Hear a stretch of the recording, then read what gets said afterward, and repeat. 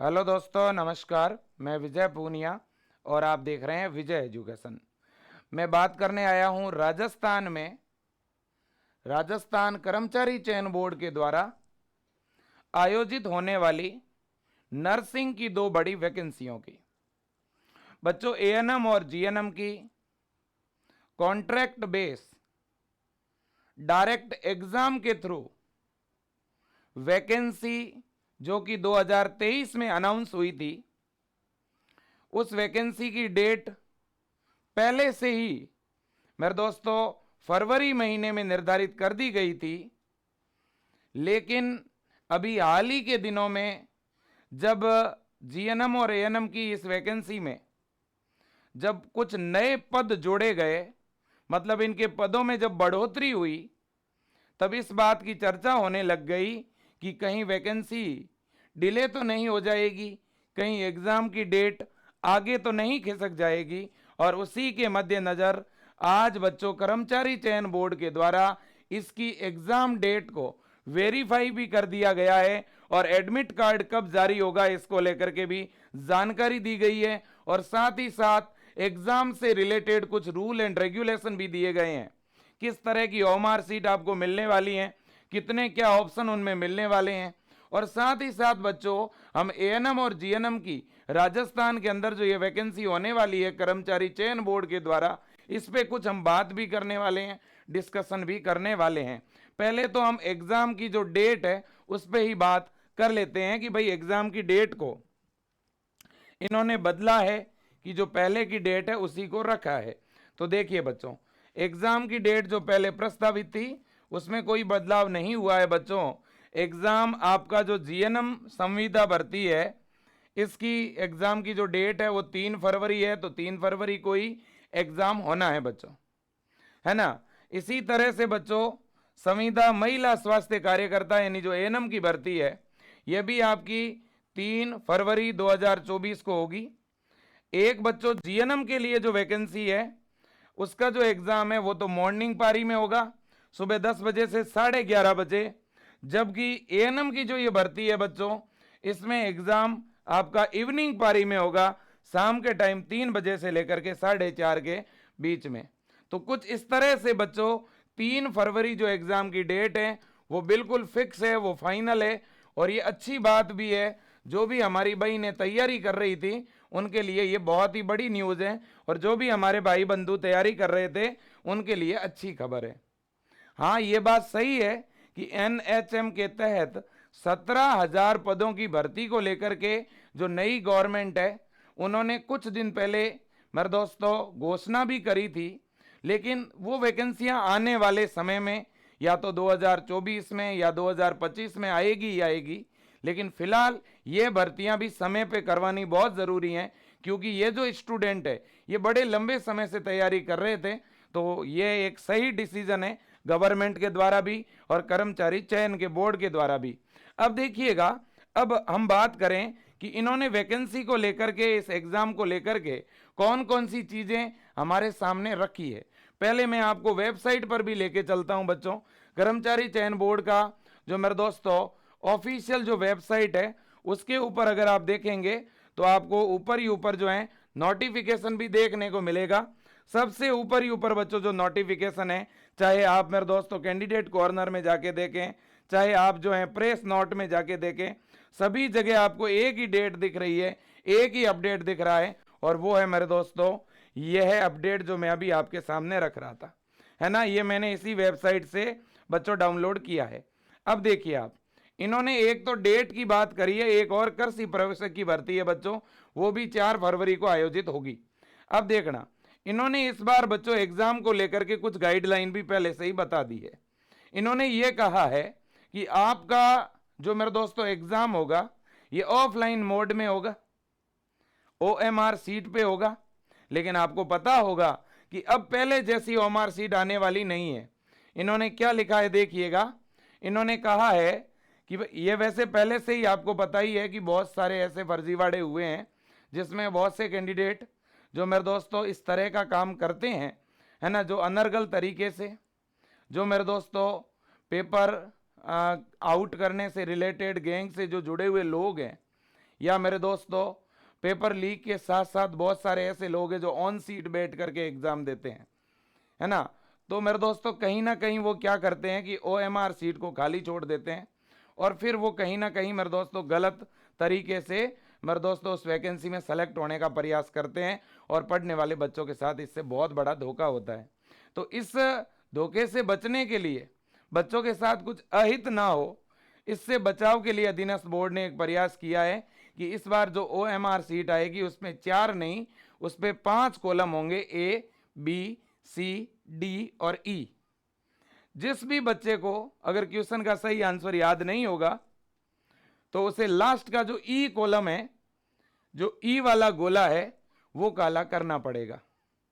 मतलब कि आप खाली छोड़ करके नहीं आ सकते क्वेश्चन को, है ना। उस आंसर की को OMR सीट में किसी भी क्वेश्चन का आंसर आप खाली छोड़ करके नहीं आ सकते।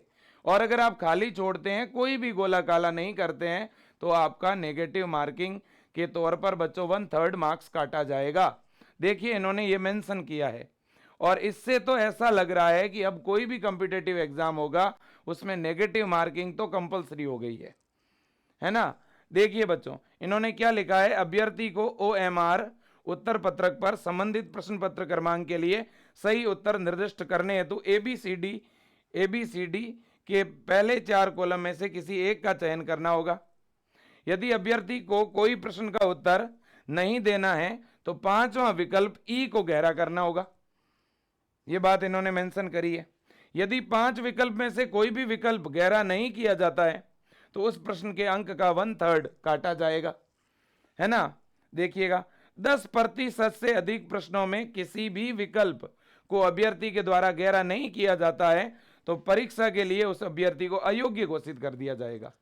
मतलब कि एक विद्यार्थी 10 से ज्यादा प्रश्नों का कोई आंसर नहीं दे रहा है ना। मान लो आपको 10 क्वेश्चन लगातार आ नहीं रहे, ठीक है, नहीं आ रहे तो कोई बात नहीं, लेकिन आपको 5वां गोला E वो तो भरना ही पड़ेगा। लेकिन कोई बच्चा अगर वो भी नहीं भर रहा है ना, तो ऐसी परिस्थिति में उसे अगले एग्जाम के लिए अयोग्य कर दिया जाएगा, है ना। तो भाई साहब आपको ध्यान रखना है, अगर आपको आंसर आता है तो 4 कॉलम में से कोई भरें, नहीं आता है तो E वाला जो मेरे दोस्तों गोला है उसे आप गहरा जरूर करें, है ना। हाँ, किसी भी क्वेश्चन के आंसर में E वाला गोला अगर आप भरते हैं तो फिर आपका नेगेटिव मार्किंग नहीं होना है, नेगेटिव मार्किंग से आप बच जाएंगे, है ना, बिल्कुल। अब देखिएगा इन्होंने क्या कहा है बच्चों, इन्होंने कहा है कि परीक्षा के बारे में सोशल मीडिया पे कोई भी भ्रामक समाचार है तो बच्चों उस पर आपको ध्यान नहीं देना है। और लास्ट में इन्होंने लिखा है कि जो एडमिट कार्ड है, एडमिट कार्ड को लेकर के इन्होंने क्या लिखा है भाई, देखिए, उक्त परीक्षा के लिए प्रोविजनल ई प्रवेश पत्र बोर्ड की वेबसाइट से डाउनलोड करने की डेट का अलग से नोटिफिकेशन आएगा। बोर्ड द्वारा परीक्षार्थियों को अलग से प्रवेश पत्र प्रेषित नहीं किए जाएंगे, अलग से कोई भी आपको एडमिट कार्ड भेजे नहीं जाएंगे, वेबसाइट से ही आपको डाउनलोड करना होगा, है ना, बिल्कुल जी। अब देखिएगा बच्चों इन्होंने एक लास्ट में इस बार जो नकल प्रकरण में मेरे दोस्तों सजा का जो प्रावधान है, आपको पता है गवर्नमेंट ने एक नया कानून बनाया है, तो इस बार सजा जो है वो भी बढ़ाई गई है, जो मेरे दोस्तों पेनल्टी वगैरह है उसे बढ़ाया गया है। तो इसको लेकर के भी इन्होंने लास्ट में कुछ लिखा है कि नकल प्रकरण में कोई विद्यार्थी संलिप्त पाया जाता है तो उसे 10 लाख से लेकर 10 करोड़ तक का दंड दिया जाएगा और 10 वर्ष से लेकर के आजीवन सजा का प्रावधान है और उसे एग्जाम से भी डिबार कर दिया जाएगा। मेरा तो सभी बच्चों से हाथ जोड़ के निवेदन, हाथ जोड़ करके निवेदन, मेरी सभी बहनों से, सभी भाइयों से, एग्जाम आपका कब है? 15 दिन के बाद है। इन 15 दिनों में जितनी मेहनत कर सकते हो आप ऐसे समझिए कि बस मेरा कल एग्जाम है ना।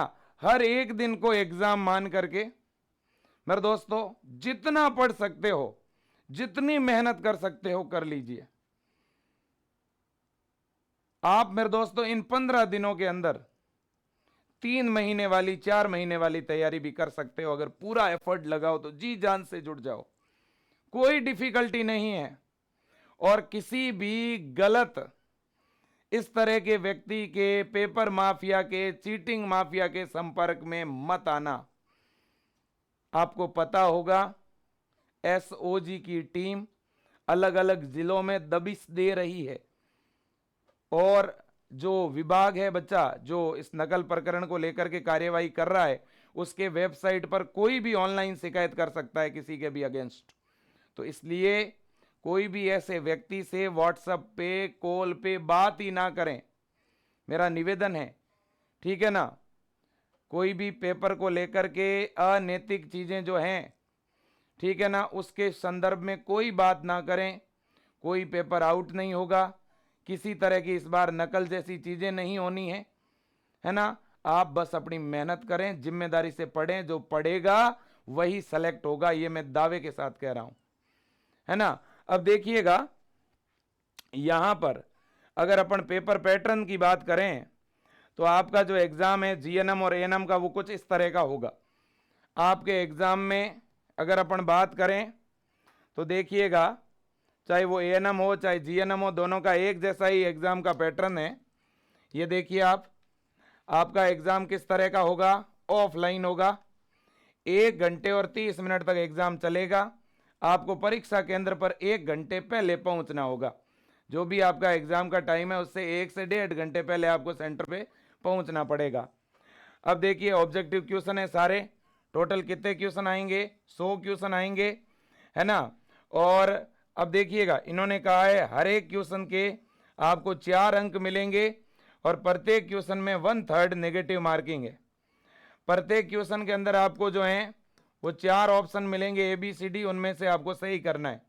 अगर आपको इनमें से सही आंसर नहीं मालूम है तो लास्ट में OMR सीट में एक ई ऑप्शन होगा। आप ई ऑप्शन का गहरा जो है गोला जो है वो गहरा कर दें अगर आपको ABCD में से कुछ भी मालूम नहीं है। अगर आप ई वाला गोला भर देंगे तो आपका नेगेटिव मार्किंग नहीं होगा। और अगर मान लो आपको चारों ही ऑप्शन नहीं पता क्वेश्चन में और आपने ई नहीं भरा तो आपका नंबर नेगेटिव में चला जाएगा।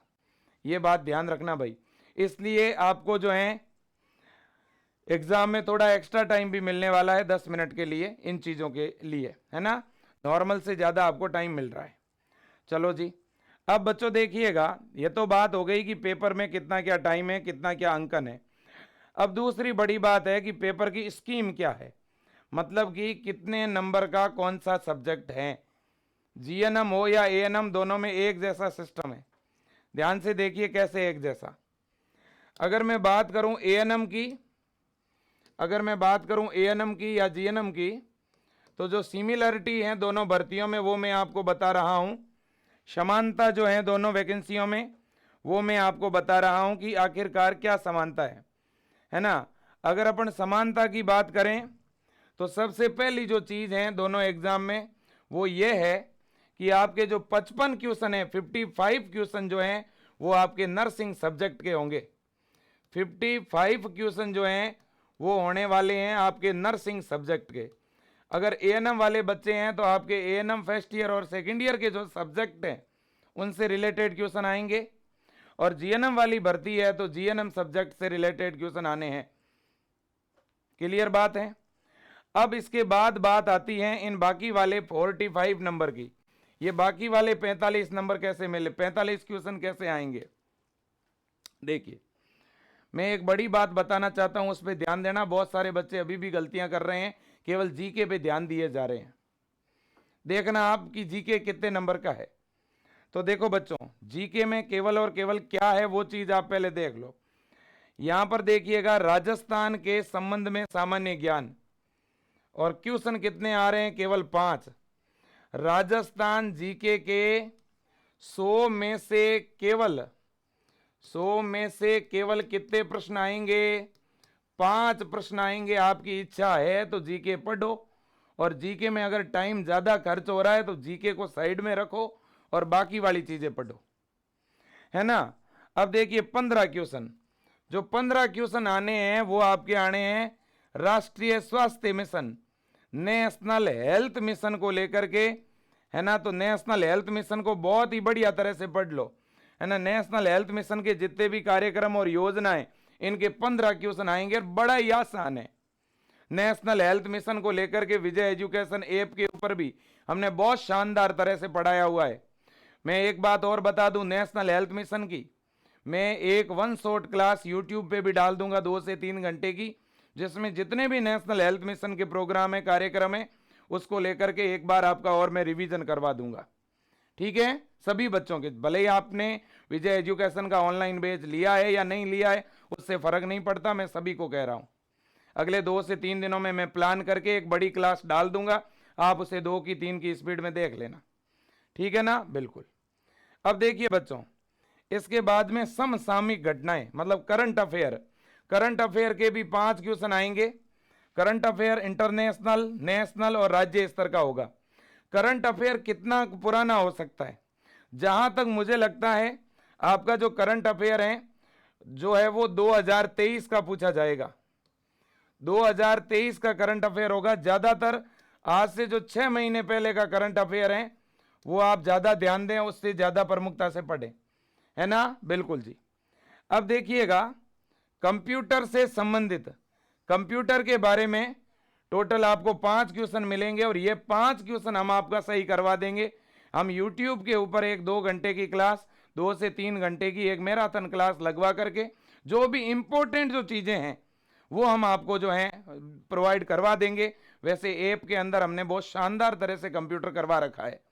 अब देखिएगा, इसके बाद में सामान्य चिकित्सा, स्वास्थ्य, पोषण, स्वस्थता से संबंधित सामान्य ज्ञान के प्रश्न। अब बहुत सारे बच्चों को लगता है कि ये जीके है। अरे ये जीके नहीं है, ये नर्सिंग के ही सब्जेक्ट हैं, चिकित्सा, स्वास्थ्य, पोषण। तो ये 15 क्वेश्चन भी नर्सिंग से रिलेटेड है।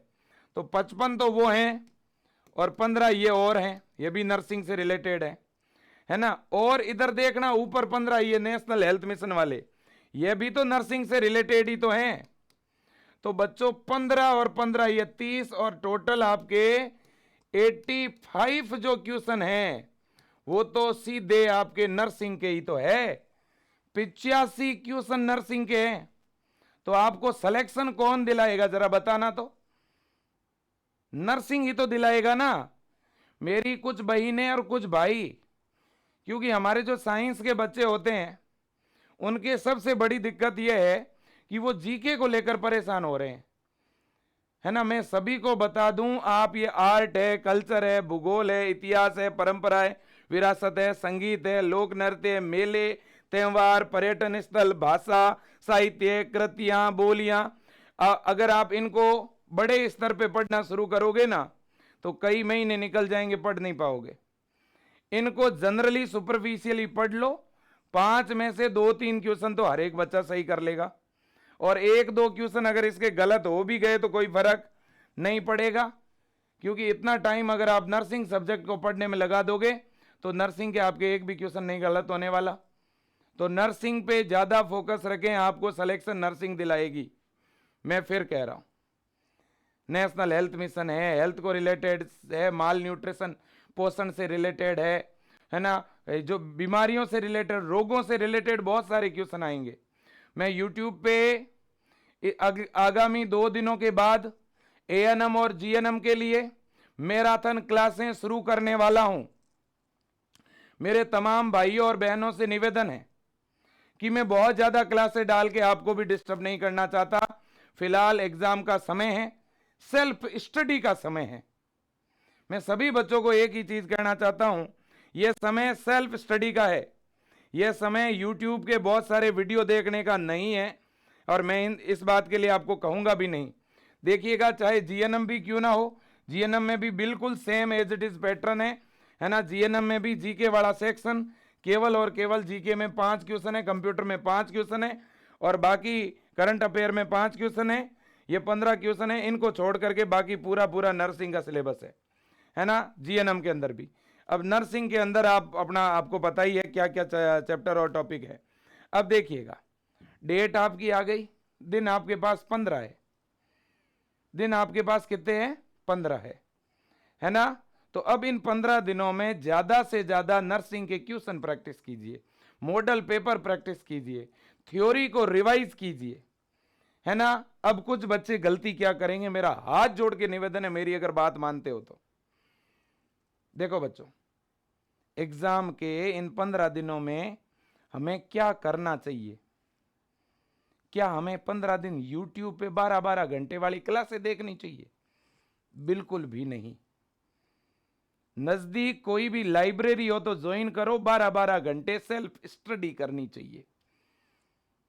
जितने वीडियो देखने थे देख लिए।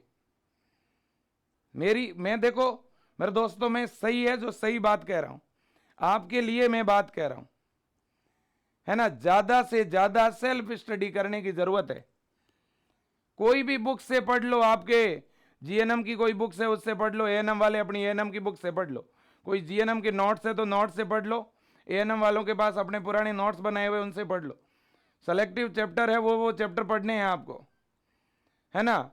और एक बात सुनिएगा मेरे दोस्तों, मुझे पता है कि कुछ बच्चे वन शॉट जरूर वीडियो देखना चाह रहे हैं, तो मैं आने वाले इस सप्ताह के अंदर ही ठीक 2 दिन बाद का मतलब ये हुआ कि बच्चों आज अगर 17 है तो आप ये समझिएगा कि 19 को मॉर्निंग के अंदर एक में 2 से 3 घंटे का वीडियो नेशनल हेल्थ मिशन स्वास्थ्य पोषण से रिलेटेड डालने वाला हूं, जो जीएनएम और एएनएम दोनों के लिए बहुत कंपलसरी रहेगा।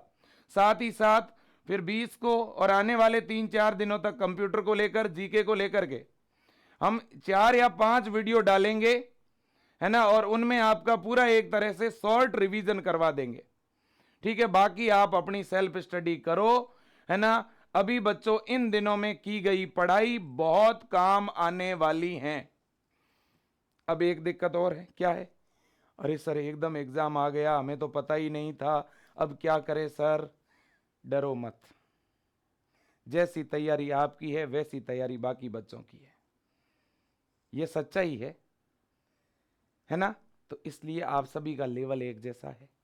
अब पद और बढ़ गए, और अच्छी बात है, और अच्छी खुशखबरी है ना। और इस बार आपका सिलेक्शन हो जाएगा, आप सच मानिए। आप किसी के बहकावे में मत आना। कोई व्यक्ति आपको लालच दे सकता है पेपर के नाम पर, ऑन सीट के नाम पर, मैं सिलेक्शन करा दूंगा इसके नाम पर। किसी पे भरोसा मत करना, खुद पे भरोसा करना, अच्छी मेहनत करो, हाथ जोड़ के निवेदन। बस मैं यही कहना चाहता हूं। कोई डिफिकल्ट पेपर नहीं आएगा, बहुत आसान पेपर आएगा, बहुत इजी पेपर आएगा और आप आराम से सेलेक्ट हो जाओगे, मुझे पूरा बिलीव है, पूरा भरोसा है ना। और कॉन्फिडेंस के साथ क्वेश्चन करने हैं, नेगेटिव मार्किंग है तो तुक्का नहीं लगाना है, ठीक है ना। और बाकी मैं इस एग्जाम की और पेपर की स्ट्रेटजी को लेकर के 1-2 वीडियो डाल दूंगा, जिसमें मैं और आपको गाइड करूंगा, मोटिवेट करूंगा। मेरे से जितना प्रयास संभव हो सकेगा मैं ज़रूर करूंगा। और आने वाले समय में विजय एजुकेशन नर्सिंग के फील्ड में और नए प्रयास करने वाला है। पूरे भारतवर्ष के अंदर हमारे जो मध्यम परिवार के बच्चे हैं, जो मिडिल क्लास फैमिली से आने वाले, जो किसान परिवार से आने वाले, मजदूर परिवार से आने वाले बच्चे कैसे आगे बढ़े, हमारे बहिनें जो है विशेषकर, जो मेरे दोस्तों कहीं ना कहीं मुख्य धारा से छूट रही है ना, जो नर्सिंग कर लेने के बाद भी कई बार जो है वो प्रिपरेशन नहीं कर पाती है, बहुत सारी चीज़ें हैं, है ना, तो पीछे छूट रही है। तो मैं उन बहनों को भी कहना चाहता हूँ हिम्मत कीजिए।